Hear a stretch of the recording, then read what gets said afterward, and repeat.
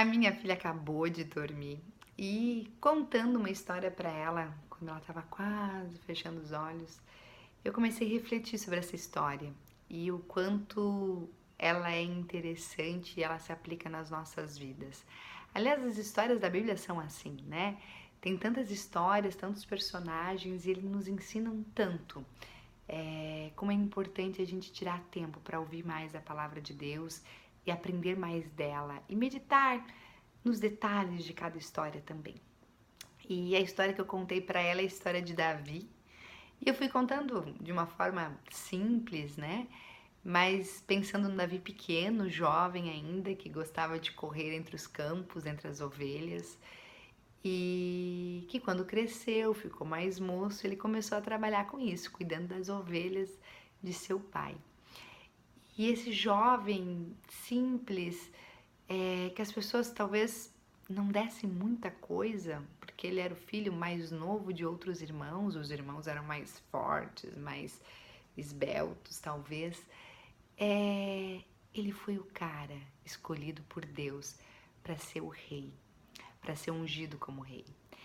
E aí eu contando para Helena sobre isso, a minha filha, eu fiquei pensando nisso, né? Nesse personagem, nesse cara que realmente existiu e pensando como Deus preparou ele para as batalhas que viriam.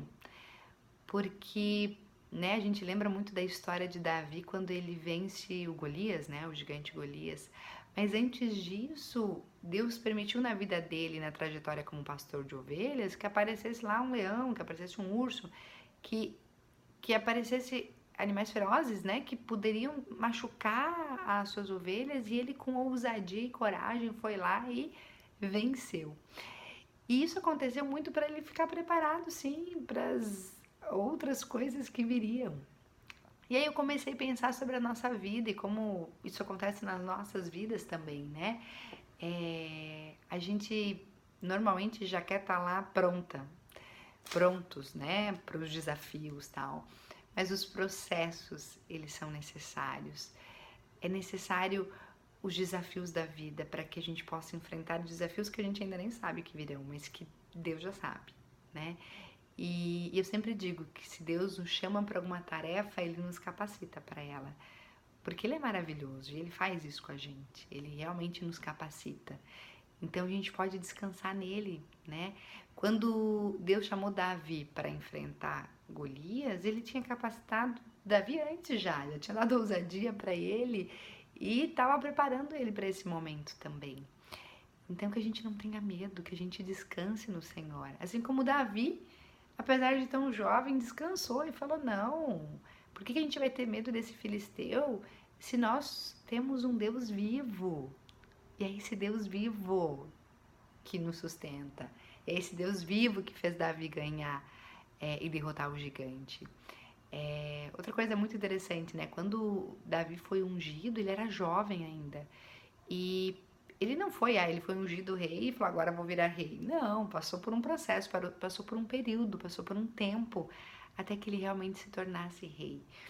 Então que a gente possa pensar em Deus e descansar nele, sabendo que ele sabe de todas as coisas, ele sabe o que vem pela frente. E ele nos sustenta, ele nos guia, ele nos capacita. O que a gente precisa fazer é estar na presença dele, né?